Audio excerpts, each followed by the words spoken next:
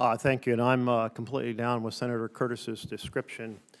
My daughter and I went by U-Haul across the country, starting on the East Coast, and we went through those East Coast hills, and by the morning of the third day, she woke up and saw the mountains. We were in the middle of the Rockies, and her eyes got wide, and she said, "Now I understand, well, Dad, why you say the only real mountains are in the West." So let's just say it's a bipartisan fact agreed to right here.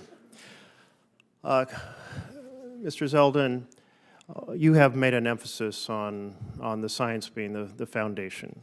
And one of the concerns that I have is regard to the role of paid influencers. And you have reported that you have been paid to do various op-eds. Would you provide to the committee a list of all of the payments you've received and who is paying you, and a copy of the op-eds you prepared so that we have a complete understanding of your background in that area?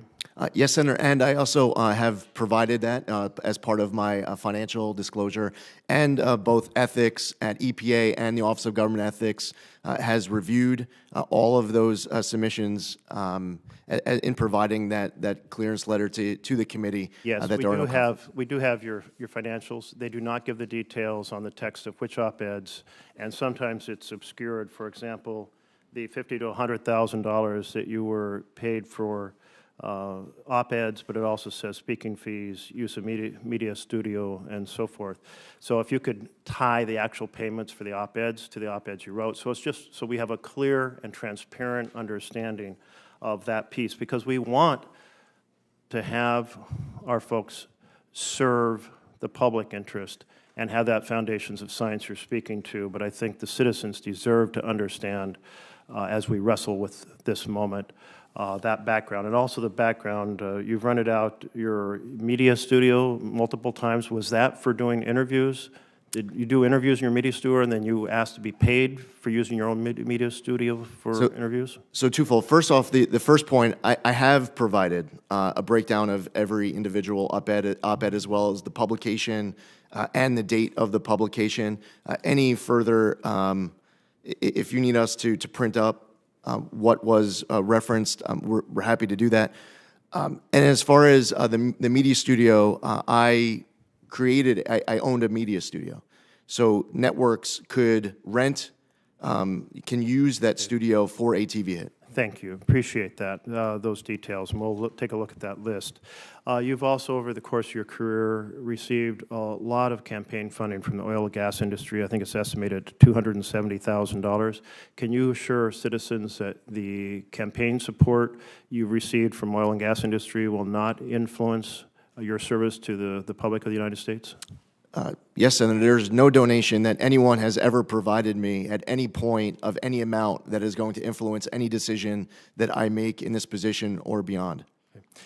Second, I want to emphasize the point that my colleagues have made about climate change. We are seeing a massive loss of insurance policies on the West Coast and in Florida. In Florida, 16 companies have gone bankrupt. Another 16 have stopped issuing policies. State Farm has withdrawn a massive number of policies from California. We had 6 towns burned to the ground in my home state of Oregon, less well publicized across the country. So it is really a challenge. Huge number of folks in California are having to go to a state program they created, same in Florida, because no insurance would insure properties. The problem with those is there's no great solution. They're extremely expensive and difficult and have very limited coverage. All right, so I want to continue on plastics. I've been very concerned about plastics. We have more and more articles. This article I'll submit for the record. Thank you. The Washington Post has just found out about the threat between microplastics and cancer, and it goes on to talk about colon cancer, the imbalance of antioxidants, lung cancer. We've had a whole series of articles about heart disease. We have this article, Bioaccumulation of Microplastics in Human Brains, out of New Mexico. It's out for peer review right now, but we're learning more and more. We now have plastics in breast milk, plastics in every organ of the body, and plastics in our brain. In fact, it turns out, according to this study, if this turns out to be accurate, the highest accumulation of plastics is in our brains. We also have a record of microplastics and nanoplastics affecting human fertility, And plastic is, by its chemical structure, an endocrine disruptor. Are you familiar? Have you steeped yourself in the science and problems associated with plastics in the human body? Yes, Senator. And I enjoyed being able to meet with you and your team in your office, where clearly this is an issue of great interest and passion of yours. I would look forward to an opportunity to be able to read what you're referencing specifically, just so that I can become intimately familiar with any detail that you're citing that I have not read before. I was hoping that's what you're going to do after our meeting in our office. You're going to go out and say, I And- got to and read I- all and these I have, articles. Senator, and I would look forward to continuing to read even further. There is an effort by the chemical industry to say, don't worry, we'll just melt everything down in big pots to keep plastics out of the waste stream. They call it chemical recycling. It's basically thermal melting.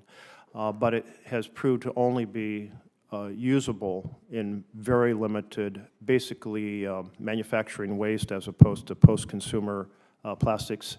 But they're trying to sell it as the absolute cure. Don't worry, we can go from 8% recycling in America to a high percent. Are you familiar with the very limited role, but the chemical industry is trying to say, don't worry, be happy on plastics?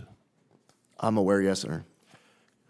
Do you understand, and have you made yourself knowledgeable of the inaccuracies that are being publicized about this thermal strategy?